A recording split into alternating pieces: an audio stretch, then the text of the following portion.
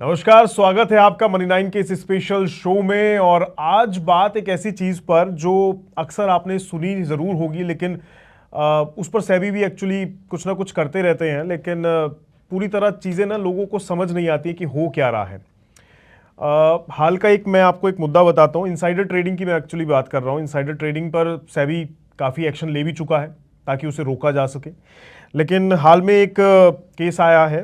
Religare enterprises से जुड़ा है ये मामला, और इसमें जो इनके चेयरपर्सन थे रश्मि सलूजा, उनको लेकर जो है मामला थोड़ा सामने आया है कि क्या है कि उसमें पिछले हफ्ते बर्मन ग्रुप के ओपन ऑफर से जुड़ी एक इंटरिम ट्रेडिंग को लेकर बातचीत सामने आई है, जिसमें कि उनके ऊपर जुर्माना भी लगाया गया है।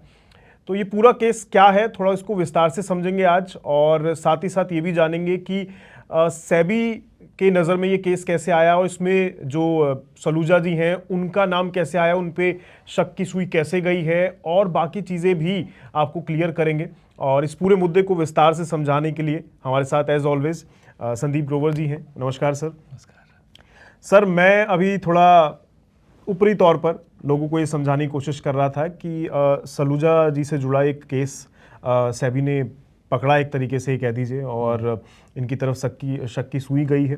इनसाइडर ट्रेडिंग को लेकर एक बड़ा मामला सामने आया है, तो वो क्या है एक तो थोड़ा सा अगर आप ब्रीफ कर सकें, देन फिर इसमें हम आगे कंटिन्यू करें। अच्छा, इससे पहले कि मैं आपको रोहित भाई ये बताऊं ना मामला है क्या, जी, क्या है और क्यों एक्शन हुआ, इससे ज़्यादा इंपॉर्टेंट है कि कैसे एक्शन तक पहुंची सेबी, मतलब कैसे पकड़ा, कैसे दबोचा एक्चुअली सलूजा जी को, ये बहुत इंपॉर्टेंट है। इसीलिए ये वीडियो हम ना काफ़ी डिस्क्रिप्टिव वे में एक सिलसिलेवार तरीके से आपको बताने की कोशिश करेंगे, चेन ऑफ इवेंट्स के साथ कैसे सेबी वहां तक पहुंचा। बहुत इंटरेस्टिंग है ये मामला। Okay, that's great. तो पहले आपको मामला बता दूं और क्यों एक्शन हुआ वो भी आपको बताता हूं। मामला ये है कि जैसे आपने कहा भी, रश्मि सलूजा जो कि एग्जीक्यूटिव चेयरमैन थी आरईएल यानी कि रेलिगेयर एंटरप्राइजेस की, उनके ऊपर 40 लाख रुपए का जुर्माना लगा और करीब 2 करोड़ रुपए के आसपास की रकम है जो कि अवैध लाभ के रूप में सेबी ने बताई है, यानी कि गैर कानूनी तरीके से इन्होंने वो पैसा बनाया या फिर इनका नुकसान होने से बचा है इस केस में। तो उसको जो कि इन्होंने गलत तरीके से बनाया है उसको वापस करने की बात भी की गई है। आपने जैसे राइटली पॉइंट आउट किया, बर्मन ग्रुप का जो ओपन ऑफर आया था रेलिगेयर एंटरप्राइजेस के लिए, उससे जुड़ा हुआ जो इनसाइडर ट्रेडिंग का ये मामला है, जिसको लेकर सेबी की ओर से ये जो एक्शन है वो होता हुआ दिखा है। अब क्यों चला है ये सेबी का चाबुक, वो मैं आपको बताता हूँ, फिर हम बात करेंगे कि कैसे, जो कि ज़्यादा इंटरेस्टिंग पार्ट है। जल्दी से आपको ये बताता हूँ क्यों चला है, क्योंकि सेबी का ऐसा मानना है कि रश्मि सलूजा के पास यूपीएसआई थी। UPSI, unpublished price sensitive information. जैसे आप हिंदी में अप्रकाशित मूल्य संवेदनशील जानकारी कहते हैं। अगर आपके पास यूपीएसआई है, अनपब्लिश्ड प्राइस सेंसिटिव इंफॉर्मेशन है, तो आप उस शेयर में ट्रेड नहीं कर सकते हैं। यही इनसाइडर ट्रेडिंग है। आपके पास कुछ ऐसी जानकारी है, मान लीजिए रोहित के नाम से शेयर ट्रेड होते हैं, और रोहित के पास कुछ ऐसी जानकारी जो सिर्फ रोहित के पास ही है और उसका शेयरों के ऊपर असर हो सकता है। तो रोहित फिर उस इंफॉर्मेशन के बेसिस पर शेयरों में ट्रेड नहीं कर सकते, राइट। और यही रश्मि सलूजा ने किया, जिसको सेबी ने पकड़ा, फिर डिकोड किया। कैसे किया वो पूरा मामला है। तो 26% का ये ओपन ऑफर था जो कि बर्मन परिवार की ओर से, बर्मन फैमिली की ओर से आया था, और इसी को लेकर इनसाइडर ट्रेडिंग हुई है। उसकी जानकारी, उससे जुड़ी हुई कुछ अनपब्लिश्ड जानकारी रश्मि सलूजा के पास थी, जो सेबी का मानना है, और उन्होंने उसके ऊपर ट्रेड भी किया, जिस वजह से उनके ऊपर जुर्माना भी लगा है और उनको 2 करोड़ रुपए के आसपास की रकम वापस करने के लिए भी कहा गया है। 40 लाख का जुर्माना, ब्याज सहित वो भी, और 2 करोड़ जो है ब्याज सहित उन्हें चुकाना भी है, ऐसा सेबी की तरफ से 2 करोड़ ब्याज के साथ चुकाना भी है। मतलब इनसाइडर ट्रेडिंग का ये मामला गहराता दिख रहा है और उनके लिए शिकंजा कसता जा रहा है, ऐसा कुछ होने वाला है, यानी कि राइट। तो ये एक बड़ी समस्या शायद अब जो पूर्व कह सकते हैं चेयरमैन रही हैं सलूजा जी, उनके लिए समस्या बनती जा रही है।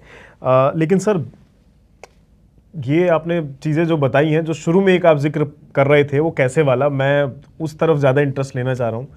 पता कैसे चला सेबी कैसे इस मुद्दे तक पहुँच पाई है, वो कैसे हुआ? बड़ा इंटरेस्टिंग है ये मामला। देखिए, सेबी ने, मतलब एक होता है ना कन्वेंशनल तरीका, अनकन्वेंशनल मोड में जाके ये मामला समझना। फिल्मी तो नहीं है फिल्मी नहीं है, लेकिन हाँ फिल्मी जैसा ही है, आप मान सकते हैं। क्योंकि एक मीटिंग हुई थी अच्छा, एक बैठक हुई थी 20 सितंबर 2023 जी, ये डेट याद रखिएगा, 20 सितंबर 2023 जी। तो इस डेट को ना दिल्ली के द ओबरॉय होटल में एक बैठक हुई थी। 3 लोग थे उस बैठक में शामिल थे। उन 3 बड़े अधिकारी थे उसमें, डाबर के चेयरमैन आनंद बर्मन जी, आरईएल की एग्जीक्यूटिव चेयरपर्सन जो थी उस समय एग्जीक्यूटिव चेयरपर्सन थी, जब मैं 20 सितंबर 2023 की बात कर रहा हूँ, रश्मि सलूजा जो कि पॉइंट ऑफ कंटेंशन है इस मामले में पूरा, और बर्मन ग्रुप के एक रिप्रेजेंटेटिव थे अर्जुन लांबा। इन 3 लोगों की मीटिंग हुई थी। ये मीटिंग हुई थी, इस बात को लेकर कोई विवाद नहीं है, ये स्पष्ट है। कैसे? मोबाइल टावर के रिकॉर्ड्स, होटल के जो इनवॉइस हैं और जो व्हाट्सएप मैसेजेस हैं, उससे इस बात की पुष्टि हो चुकी है। तो ऐसा नहीं है कि तीनों की बैठक नहीं हुई है। अब ये बैठक इतनी इंपॉर्टेंट क्यों थी? इस बैठक में तीनों लोगों ने क्या बातचीत करी, यही मुद्दा है जो कि सेबी आज तक साबित नहीं कर पाया कि इसमें बातचीत क्या हुई थी। लेकिन इसी मीटिंग के बेसिस पर ही इनके ऊपर जुर्माना लगा है। गलत फंस गए मीटिंग करके। तो सेबी का जो जांच का जो दायरा था या फिर जो आखिरी ऑर्डर था, उसमें ये मेन मुद्दा था, उसमें मुख्य मुद्दा था। और इस बैठक में 2 अलग अलग टेस्टिमनीज हुई। अच्छा, एक बर्मन साहब और उनके जो रिप्रेजेंटेटिव थे बर्मन ग्रुप के, अर्जुन लांबा जी, और दूसरा रश्मि सलूजा का, और दोनों का अलग अलग टेक था। कि इस बैठक में क्या बातचीत हुई। अब कोई रिकॉर्ड तो था नहीं, कोई ऑफिशियल मीटिंग तो थी नहीं कि उसे मिनट्स ऑफ मीटिंग लिख रहा है कोई या रिकॉर्ड कर रहा है या फिर पता कर रहा है क्या बातचीत हुई, तो उसे पेन डाउन कर रहा है। तब उसमें पूछा ही गया दोनों से, और दोनों के जो टेस्टिमनीज आई वो दोनों अलग अलग आई। तो बर्मन और लांबा के मुताबिक ये दोनों ने सलूजा को ये जानकारी दी थी कि बर्मन फैमिली की ओर से आरईएल के लिए एक ओपन ऑफर आने वाला है, वो अपना मेजॉरिटी हिस्सा करने के लिए ओपन ऑफर लाने वाले हैं। बर्मन साहब ने और अर्जुन लांबा ने ये कहा अपनी टेस्टिमनी में कि हमने रश्मि सलूजा को इस बैठक में ये कहा कि हम ओपन ऑफर लाने का इरादा रखते हैं और उसके बारे में हमने इनको बता दिया है। अब सुनिए सलूजा जी क्या कहती हैं। हाँ। सलूजा जी कहती हैं कि इस मुद्दे पर बातचीत ही नहीं हुई, तो पलट गई कि ओपन ऑफर आने वाला है या फिर ओपन ऑफर लाने का इरादा रखते हैं। उन्होंने कहा कि बातचीत इस बात पर हुई कि अर्जुन लांबा जो कि बर्मन परिवार के एक रिप्रेजेंटेटिव हैं, उनकी इस कंपनी में डायरेक्टरशिप की संभावित डायरेक्टरशिप जो है, क्योंकि वो हिस्सा होल्ड करते थे इसमें आरईएल में पहले भी, ओपन ऑफर लाने से पहले भी, मैं आपको बताता हूँ कैसे। तो उनकी जो पॉसिबल डायरेक्टरशिप है उसको लेकर बातचीत हुई। और रश्मि सलूजा जो कि उस समय एग्जीक्यूटिव चेयरमैन थी, जैसे मैंने आपको कहा, उनकी जो चेयरपर्सन के रूप में भविष्य क्या होगा कंपनी में, उसको लेकर बातचीत हुई। तो इससे पहला तो शक यहीं से पैदा हो गया, कॉन्ट्राडिक्टेड हो गया है, दोनों के अलग अलग बयान सामने आ रहे हैं। और इंटरेस्टिंगली रोहित भाई, उस बैठक के बाद ना इंटरेस्टिंगली क्या हुआ, उसके अगले दिन ही रश्मि सलूजा ने, इनके पास आरईएल के यानी कि रेलिगेयर एंटरप्राइजेस के शेयर थे, इन्होंने शेयर बेच दिए। इन्होंने कुछ 6.5 लाख शेयर 17.5 करोड़ रुपए के आसपास की रकम में बेचे। जिस दिन मीटिंग हुई 20 सितंबर 2023, उसके अगले ही दिन यानी कि 21 सितंबर को उन्होंने कुछ 6.5 लाख शेयर बेचे 17.5 करोड़ रुपए की रकम में। फिर उसके अगले दिन 22 सितंबर को फिर से उन्होंने शेयर बेचे, वो भी करीब 6,40,000 के आसपास, 6.5 लाख शेयर के आसपास बेचे। वो कुछ 267 रुपए के आसपास थे, और पहले जो शेयर बेचे गए थे वो 272 रुपए के आसपास कहीं बेचे गए थे। तो 17 करोड़ 20 लाख के शेयर यहाँ पर भी बेचे गए। कुल मिला के 2 दिन में करीब 35 करोड़ रुपए के शेयर उन्होंने बेच दिए। इधर मीटिंग हुई, उसके अगले 2 दिन में धड़ाधड़ करके कुछ 13 लाख शेयरों के आसपास की बिकवाली होगी, 35 करोड़ रुपए के शेयर इन्होंने बेच दिए। और 4 दिन बाद आ गया ओपन ऑफर। 20 सितंबर को बैठक हुई, 25 सितंबर को आ गया ओपन ऑफर। और ओपन ऑफर की घोषणा के दिन आरईएल का शेयर यानी कि रेलिगेयर एंटरप्राइजेस का शेयर 7% गिर गया। तो शक तो बनता है, पर यहाँ शक किसकी तरफ ज्यादा जाता दिखाई दे रहा है, ये बड़ा मुद्दा है। साबित नहीं कर पा रहा था, कोई साबित नहीं कर पा रहा है कि इनको सच में उन्होंने बताया था या फिर पर जाहिर है इन्होंने ट्रेडिंग करी है उस मीटिंग के बाद, और कुछ टाइम बाद ही वो चीज़ आ गया, ओपन ऑफर आ गया। दैट मीन्स कि शायद इन्हें कुछ पता था और ये ही कुछ छुपा, यही से भी कह रहा है कि इनके पास यूपीएसआई थी कि इनको बर्मन साहब और सलूजा जी ने ये कहा था कि हम ओपन ऑफर लाने का इरादा रखते हैं, जो इन्होंने मानने से इनकार कर दिया। ठीक है, चलिए मैं थोड़ा सा ना आपको थोड़ा बैकग्राउंड सा दे देता हूँ कि आखिर रश्मि सलूजा बनी कैसे, आरईएल में इतना बड़ा नाम कैसे हो गई, ये कब जुड़ी थी, ये क्या इनका इतिहास रहा आरईएल के साथ। तो दिसंबर 2018 में इन्होंने आरईएल का बोर्ड ज्वाइन किया था, रेलिगेयर एंटरप्राइजेस का बोर्ड। जून 2019 में इनको इंडिपेंडेंट चेयरपर्सन बना दिया गया, नियुक्त कर दिया गया, प्रमोशन हुआ इनका, और फरवरी 2020 में ये एग्जीक्यूटिव चेयरपर्सन बन गई, जो फाइनल इनका पद था एग्जीक्यूटिव चेयरपर्सन का। और कोई छोटी मोटी कंपनी नहीं है रेलिगेयर एंटरप्राइजेस, बड़े बड़े कारोबार हैं इनके, और इनकी 3 सब्सिडरीज हैं, इंश्योरेंस में, लेंडिंग में और ब्रोकिंग बिजनेस में। रेलिगेयर ब्रोकिंग शेयर बाजार में हर कोई जानता है, बड़ा नाम है, एक पुराना नाम है। One of the subsidiaries Religare broking है, इंश्योरेंस है, लेंडिंग है, अपना खुद का कारोबार तो था ही था, तो उसकी ये एग्जीक्यूटिव चेयरपर्सन बन गई। ठीक है, अब आइए आप बर्मन परिवार की तरफ। बर्मन फैमिली की जहाँ तक बात है तो ये सालों से मंशा रखते थे रेलिगेयर एंटरप्राइजेस को अक्वायर करने की। तो इनकी 4 एंटिटीज़ के जरिए लगातार ये धीरे धीरे करके आरईएल के शेयर्स खरीदते जा रहे थे अपनी 4 ग्रुप एंटिटीज़ के जरिए। और जून 2023 तक आप देखें, सितंबर में ये बैठक हुई, जून 2023 तक इनके पास कुछ 14% के आसपास की हिस्सेदारी थी, और अगस्त में एक बड़ी ब्लॉक डील हुई थी। उस ब्लॉक डील में इन्होंने एकाएक 7.5% शेयर एक्वायर कर लिए। तो 14% पहले ही होल्ड करते थे, 7.5% और इन्होंने एक्वायर कर लिया। 534 करोड़ रुपए में ये ब्लॉक डील हुई थी, 21.5% के आसपास का हिस्सा पहुंच गया। अब सेबी का एक थ्रेशोल्ड है, एक लिमिट है, जब कोई भी आपका मेरे जैसा या कोई भी एक अगर एंटिटी या कोई शेयर होल्डर 25% किसी कंपनी का होल्ड करने लगता है, 25% या उससे ज़्यादा 25% और अबव, तो उसके लिए मैंडेटरी हो जाता है वो 26% का ओपन ऑफर लेके आए। अब कहाँ से ये ओपन ऑफर आया, क्या मंशा थी बर्मन फैमिली की? 21.5% के आसपास हो गई थी, 25% के थ्रेशोल्ड के बेहद करीब पहुंच गए थे, और ये ओपन ऑफर लाने से पहले उन्होंने रश्मि सलूजा जी को ये बता दिया था। ऐसा इन दोनों की टेस्टिमनी है, बर्मन साहब की और लांबा साहब की, जिसको रश्मि सलूजा ने मानने से इनकार कर दिया। तो 25% अब थ्रेशोल्ड है, और यहीं से आप देखिए ओपन ऑफर वाली बात कहीं ना कहीं से आई। लेकिन उस ओपन ऑफर की जानकारी रश्मि सलूजा के पास पहले ही थी, ऐसा सेबी मानता है, और उसके बेसिस पर उन्होंने ट्रेड किया, जिस वजह से इनके ऊपर एक्शन होता हुआ दिखा। अब आपके मन में सवाल आ रहा होगा कि आखिर ओपन ऑफर के बाद ये शेयर गिर क्यों गया? नहीं, तो हुआ क्या कि ये जो ओपन ऑफर आया 25 सितंबर को, वो आया 235 रुपये के भाव पर। 26% का ओपन ऑफर आता है, लेकिन उस समय उससे एक दिन पहले की अगर आप बात करें तो जो भाव था, जो क्लोजिंग प्राइस था, वो 272 रुपये के आसपास था। यानी कि जो ओपन ऑफर का प्राइस आया वो 13.5% के डिस्काउंट पर आया। जो रूलिंग प्राइस था या फिर जो उस समय शेयर का भाव था उसके 13.5% डिस्काउंट पर आया। तो जाहिर सी बात है, अगर कोई आपका ओपन ऑफर लॉन्च कर रहा है, जो बाजार पहले से मान के चल रहा था कि हाँ बर्मन्स कुछ ऐसा करने वाले हैं, वो कंट्रोलिंग स्टेक लेना चाहते हैं, उनकी ओर से ओपन ऑफर आएगा, शेयर भाग चुका था पहले ही, और आपने नीचे का प्राइस दे दिया 13.5% डिस्काउंट के साथ, तो फिर आपका शेयर तो गिरना ही था। तो उस दिन क्या हुआ, 245 रुपये तक शेयर फिसल गया। बाद में करीब 7% की गिरावट लेकर ये शेयर 253 रुपये पर बंद हुआ। 272 रुपये के आसपास था, वो 253 रुपये पर बंद हुआ। अब इसमें आप सोच रहे होंगे कि क्या कोई रेगुलेटरी फॉर्मूला भी है क्या कि ओपन ऑफर ऐसे ही आ जाता है? उस समय भी था, आज भी है। कुछ चेंजेस हुए हैं धीरे धीरे, जैसे जैसे ये मामले हुए ना, तो सेबी ने भी कुछ स्टेप्स उठाए हैं, कुछ चेंजेस किए हैं। ये जो ओपन ऑफर के प्राइस क्या हो सकता है, कैसे डिराइव होता है। एक ज़माना था जब आपका 6 महीने का या फिर पिछले 15 दिन का जो एवरेज प्राइस होता है ना, उस एवरेज के प्राइस के ऊपर आपका प्राइस होना चाहिए ओपन ऑफर का। ये मैं पुरानी बातें बता रहा हूँ, अब तो काफ़ी चेंज हो गया, क्योंकि हम 3 साल पुराना मामला डिस्कस कर रहे हैं। तो उस हिसाब से जो वो डिराइव्ड प्राइस उस समय का आ रहा था, उस समय के फॉर्मूला के हिसाब से या फिर नियमों के हिसाब से वो 218 रुपये बनता था। 272 रुपये वाले शेयर के लिए ओपन ऑफर का जो रेगुलेटरी प्राइस था वो 218 बनता था। तो इन्होंने 235 रुपये दिया। कहाँ गलत थे? 17 रुपये ऊपर ही दिया, लेकिन 272 रुपये से 37 रुपये नीचे था, इसलिए शेयर गिर गया। और ज़्यादा दिक्कत हो गई भाई, जल्दी में घी डल गया तो और ज्वाला भड़क गई। तो इस तरह से शेयर में ओपन ऑफर जब आया ना, उसके बाद फिर गिरावट देखने को मिली, जिस वजह से और ज़्यादा ये मामला गहरा गया।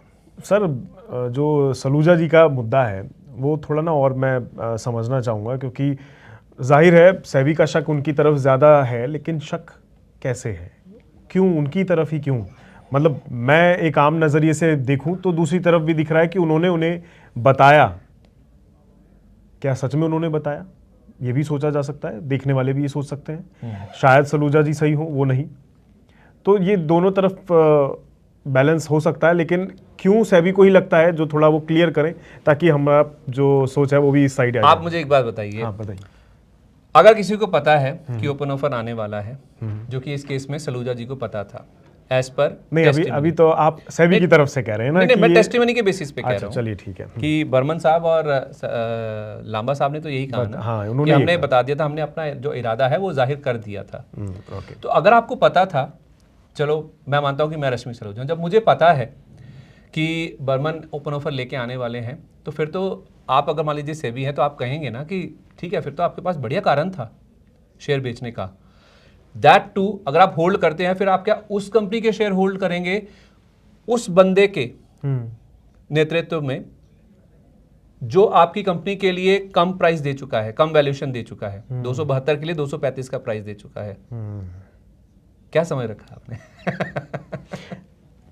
तो भाई आपको पता था कि ओपन ऑफर आने वाला है और आपके पास कारण था शेयर बेचने का। तो अगर आप ये शेयर होल्ड करते हैं, दैट मींस आप इस चीज से इत्तेफाक रखते हैं या उस बंदे के साथ सहमत है जो आपकी कंपनी के लिए कम वैल्यूएशन देने के लिए तैयार है। ओपन ऑफर उसने 235 रुपए पर शेयर पर दिया। इस बेसिस पर तो नहीं लगता ना कि आपने शेयर क्यों बेच दिए। आपको पता था कि कम प्राइस पर ओपन ऑफर आने वाला है, आपको एग्जैक्टली इन्फॉर्मेशन थी कि क्या होने वाला है, थी इसीलिए आपके आपने। पास।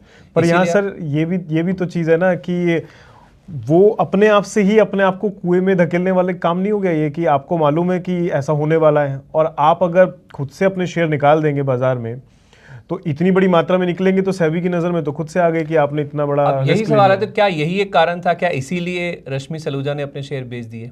एक वाजिब सवाल आता है हर किसी के मन में। बिल्कुल। तो सेबी के पास इस चीज का कोई रिकॉर्ड नहीं था, कोई सबूत नहीं था, टेस्टिमनी थी एक जी, कोई रिकॉर्ड तो था नहीं, लेकिन कुछ हिस्से थे उनके पास, कुछ डॉट्स थे, वो जोड़ने की कोशिश कर रहे थे। ठीक है। जिनको डॉट्स को मिला के अगर आप देखें ना, कुछ ऐसे मामले हैं सामने आए हैं जी, कुछ व्हाट्सएप के मैसेजेस, कुछ ऐसी चीज़ें सामने आई हैं सेबी के, जो ये डॉट्स जोड़ने के बाद पता चलता है कि हाँ, ओपन ऑफर का इनको पता था, जिस वजह से इन्होंने अपने शेयर बेचे हैं। कैसे? देखिए, 16 अगस्त को ये ब्लॉक डील हुई थी। अगस्त मध्य में, जैसे मैंने आपको कहा, 7.5% हिस्से के लिए एक ब्लॉक डील हुई, जिससे इनका हिस्सा 21.5% के आसपास पहुंच गया। उस ब्लॉक डील के बारे में सलूजा ने अपने सीएफओ को मैसेज किया कि इनका ब्लॉक डील हो गई है और इनका जो हिस्सा है वो 21% के पार पहुंच गया है। वही नहीं, अपने सीएफओ को तो बताया कि इनका ओपन ऑफर ये ब्लॉक डील हो गई है और इनका हिस्सा 21.5% पहुंच गया। इन्होंने बर्मन परिवार को भी मैसेज किया, कॉन्ग्रेचुलेटरी मैसेज किया, बधाई देते हुए कि बड़ी अच्छी बात है, इससे हम और मजबूत हो जाएंगे। है तो पहले अपने सीएफओ को बताती हैं, फिर उसके बाद बर्मन परिवार को भी मैसेज करती हैं, और उसके एक हफ्ते के बाद एक बैंकर का मैसेज ये बर्मन साहब को और लांबा साहब को फॉरवर्ड करती हैं। उस मैसेज में, उस बैंकर के मैसेज में क्या था? उस बैंकर के मैसेज में ये अंदाजा लगाया जा रहा था कि बर्मन्स रेलिगेयर एंटरप्राइजेस का टेक ओवर करने वाले। ओके। हालांकि इस फॉरवर्डेड मैसेज के ऊपर दोनों ने, यानी कि अर्जुन लांबा और बर्मन साहब ने ये जवाब दिया। उन्होंने दावा भी किया इस बात को लेकर कि ये जो सारे दावे किए जा रहे हैं या फिर जो ये जो मैसेजेस चल रहे हैं, ये सब स्पेकुलेशन है, ये सब अटकलें हैं। तो रश्मि सलूजा जी ने कुछ ना कुछ ऐसा किया था जिस वजह से बार बार शक की सुई उन्हीं की तरफ जा रही थी। राइट। तो मतलब मामला थोड़ा सा गड़बड़ाया हुआ उनकी तरफ। और आपको एक चीज़ और बता दूं, जी, ये जो 20 सितंबर वाली बैठक है ना, जिसको बार बार मैं कह रहा हूँ डेट याद रखिए, उससे पहले भी अगस्त में ये मिले थे। अच्छा, इससे पहले भी एक मीटिंग हुई थी? हाँ। और अगस्त में भी दोनों ने यही बात कही थी कि हमारी जो योजना थी या फिर जो हमारा इरादा था ओपन ऑफर लाने का, ये हमने सलूजा मैडम को बता दिया था। फिर ये बैठक हुई, फाइनली 20 सितंबर को ये बैठक हुई, और उस बैठक से पहले अगर आप देखेंगे ना, कुछ और चीज़ें हैं, कुछ और डॉट्स हैं जो ये बता रहे हैं कि इस बैठक के होने से पहले 20 सितंबर से पहले ही वो अपना मन बना चुकी थी। उन्होंने अपना डिसीजन कर लिया था कि मुझे इनके शेयर बेचने हैं। कैसे? जिस दिन बैठक हुई है 20 सितंबर 2023, उसकी शाम को ये बैठक हुई थी। उससे पहले दिन के दौरान इन्होंने 11:08 पर एक प्री अप्रूवल मांगा 15 लाख शेयर बेचने के लिए। ओके। 11:08 पर इन्होंने एक प्री क्लियरेंस मांगा। 11:26 पर ये प्री क्लियरेंस इनके पास था। अब आप देखिए, मैं ये सितंबर की बात कर रहा हूँ, 20 सितंबर के जिस दिन बैठक हुई, जिस बैठक की चर्चा हम कर रहे हैं उससे पहले एक बैठक हो चुकी थी। मैंने क्यों आपको बताई ये बात कि आप एक बार पहले बर्मन से मिल चुकी हैं, जिसमें वो आपको बता चुके हैं कि हम ओपन ऑफर लाने का इरादा रखते हैं, ठीक है। और आज शाम को आप फिर से मिलने वाली हैं और उसके रिकॉर्ड्स सामने हैं, सेबी के पास थे, तो आप पहले मिल चुकी हैं और आज शाम को भी मिलने वाली हैं और उसके सामने आप एक प्री क्लियरेंस मांग रही हैं कि मुझे अपने 15 लाख शेयर बेचने हैं। कैसे भाई? That means she knows exactly कि सेकंड मीटिंग में क्या होना है और उसके बाद उनको शायद पिक्चर और क्लियर भी हो गई होगी कि ये होने वाला है, इतना ओपन ऑफर इतने पे आएगा और मुझे कितने पे आउट होना है। और जब डॉक्टर बर्मन कह रहे हैं तो फिर उनके रिप्रेजेंटेटिव तो मानेंगे ना। जैसे मैंने आपको कहा, दोनों ने टेस्टिमनी में माना कि हम तो बता चुके हैं सलूजा मैम को कि हम ओपन ऑफर लाने वाले हैं, उसके बावजूद उन्होंने उसी दिन शेयर बेचे जिस दिन शाम को वो मिलने वाली थी और उनको पता था कि हाँ मैं मिलने वाली हूँ। भाई उसके तो रिकॉर्ड्स थे, ऐसा नहीं है कि बिना बातचीत के ही सब कुछ चले गए। सेबी के पास सारे रिकॉर्ड्स हैं, टावर के जो मोबाइल टावर्स हैं उनके रिकॉर्ड्स हैं, व्हाट्सएप है, वो जो टेबल बुक हुआ था वो बर्मन साहब के नाम पे बिल हुआ था, जो होटल इनवॉइस की मैं बात कर रहा हूँ। फिर आपके पास व्हाट्सएप के मैसेजेस भी हैं, तो तीनों चीज़ें ये बताते हैं और उनका ट्रेडिंग पैटर्न भी आ गया उसमें। ये सारी चीज़ें जो है ना वो शक की सुई रश्मि सलूजा की तरफ लेके जाती हैं। राइट, तो ये इनकी लिए परेशानी तो खड़ी हो गई है। कोई कोशिश भी करी इन्होंने खुद को बचाने की कि नहीं? कोशिश की, लेकिन नाकाम कोशिश थी आप कहिए। इन्होंने एक दलील दी जिसकी जो रीड थी वो यही प्ली क्लियरेंस थी। वो ये कह रही हैं कि इस बैठक से पहले मैंने प्ली क्लियरेंस मांग लिया था। अच्छा, मतलब वो एक जस्टिफाई करना चाह रही हैं कि जो हुआ है वो बाद में हुआ है, मैं तो उससे पहले ही निकल गई इससे हाथ। और शायद कहीं ना कहीं उन्होंने ये भी कहने की कोशिश करी, जाहिर करने की कोशिश करी, मुझे नहीं पता था कि डॉक्टर बर्मन उस बैठक में आने वाले। तो प्री क्लियरेंस 11:08 पे मांगा गया, 11:26 पे ये क्लियरेंस आ गया और शाम को वो फिर मिली डॉक्टर बर्मन से, जिसका रिकॉर्ड है ही है। और सबसे इंटरेस्टिंग बात जी, सेबी की जांच में जो पता चली ना, ये सारी चीज़ें तो हैं ही हैं, 7 महीने में उन्होंने इस शेयर में कोई ट्रेडिंग नहीं करी, कोई खरीद फरोख्त नहीं करी। और फिर अचानक यही वो 2 दिन थे, 20 सितंबर की बैठक के बाद के 2 दिन, 21 सितंबर और 22 सितंबर। तो इन्हीं 2 दिनों में, 7 महीने के अंदर इन्हीं 2 दिनों में सिर्फ इन्होंने इन दोनों अपने शेयरों की बिकवाली की, जिसकी ये बात करी ना कि मैंने प्री क्लियरेंस मांगा था।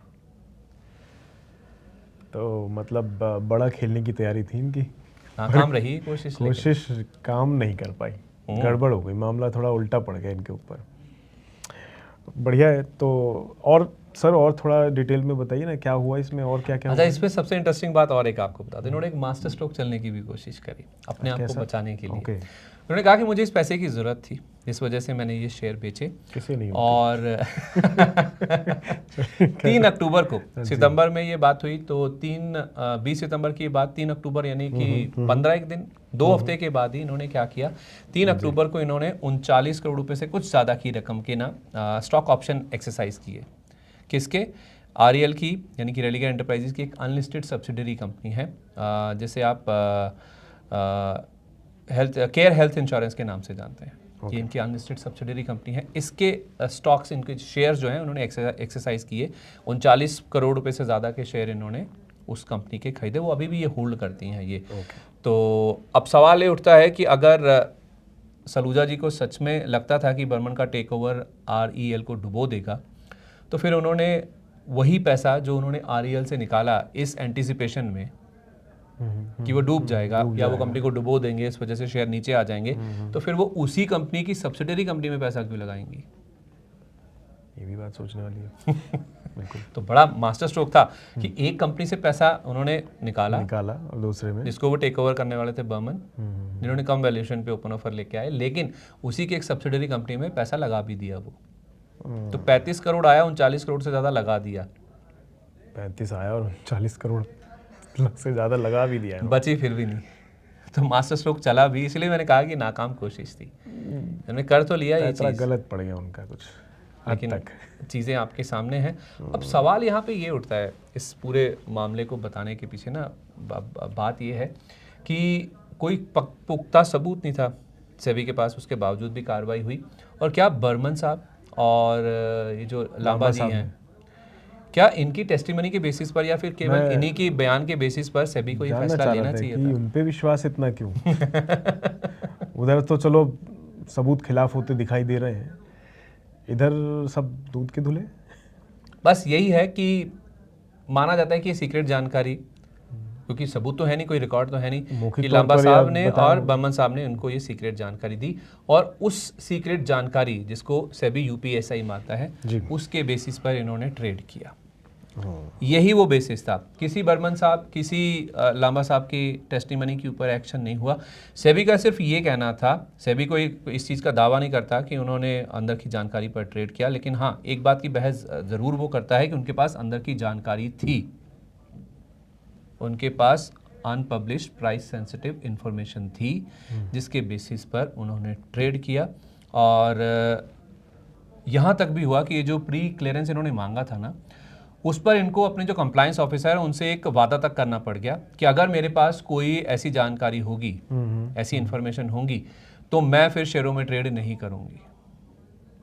तो बातें ऐसी कई सारे डॉट्स हैं जिसको मिलाने के बाद सेबी आखिरकार इस बात को मानने के लिए मजबूर हो गया कि कुछ तो गड़बड़ है दिया, कुछ ना कुछ तो गड़बड़ है। और इनके पास इंफॉर्मेशन थी, उस इंफॉर्मेशन का गलत इस्तेमाल किया गया। अब सभी को ये सबूत नहीं मिला, ये रिकॉर्ड नहीं मिला कि हाँ इनके पास इंफॉर्मेशन थी, लेकिन हाँ ये ज़रूर है कि इनके पास इंफॉर्मेशन थी। और ट्रेडिंग पैटर्न मिला लीजिए, होटल के इनवॉइस मिला लीजिए, व्हाट्सएप के मैसेजेस आप मिला लीजिए, सारी चीज़ें एक तरफ इशारा कर रही हैं। उन्हीं 2 दिन में ही क्यों ट्रेड हुआ, 7 महीने में? इनकी बैठक के बाद क्यों हुआ? ऐसी चीज़ों पर सेबी एक्शन ले सकता है? सेबी ले सकता है, सेबी के पास सारे राइट्स हैं एक्शन लेने के। भाई कोई गैर कानूनी मामला तो है नहीं, ये इनसाइडर ट्रेडिंग है, आपने नियमों का उल्लंघन किया है। उस नियमों का उल्लंघन करने के लिए आप जुर्माना तो लगा सकते हैं ना। नहीं, पर आपने गलत तरीके से कुछ पैसा अगर बाजार से बनाया है, उस पैसे को वापस लेने का हक तो सेबी के पास है ना, एज अ रेगुलेटर। राइट।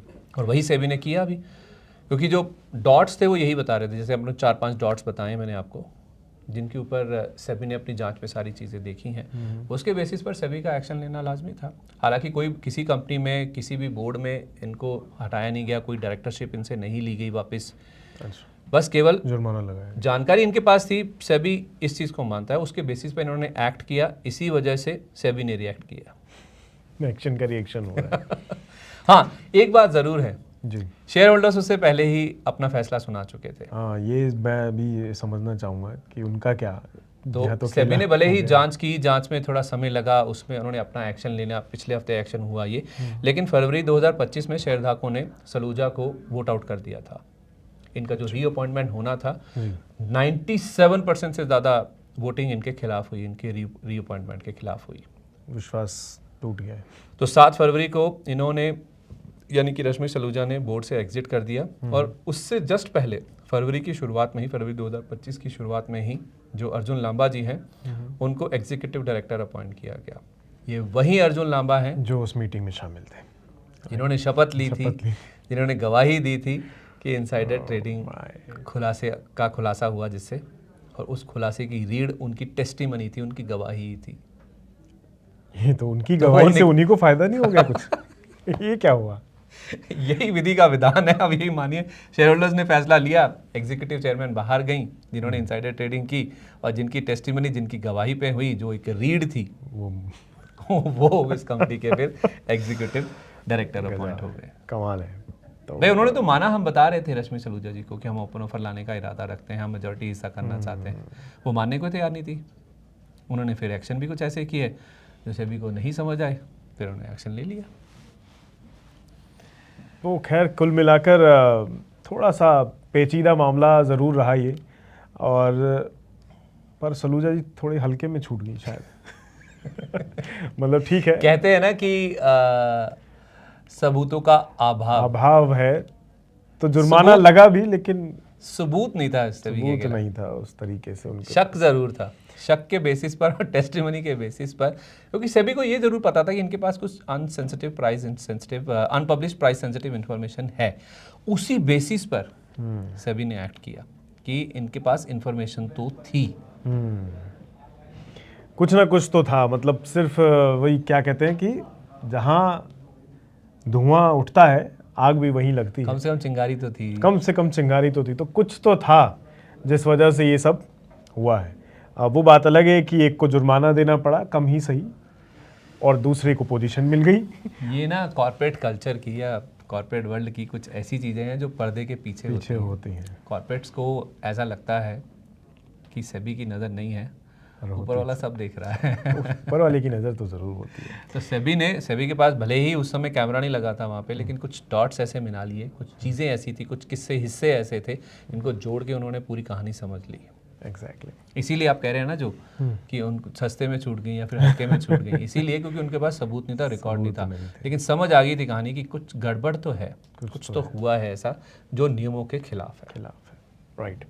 तो आज के इस मुद्दे में इतना ही है, और उम्मीद है आपको चीज़ें थोड़ी क्लियर हुई होंगी कि आखिर इस रेलीगेयर वाले मामले में और सलूजा जी का क्या पार्ट रहा है, कितना बड़ा पार्ट रहा है, क्या नुकसान हुआ है और फ़ायदा लांबा जी को कितना बड़ा हुआ है, और बर्मन साहब कहाँ रह गए पीछे।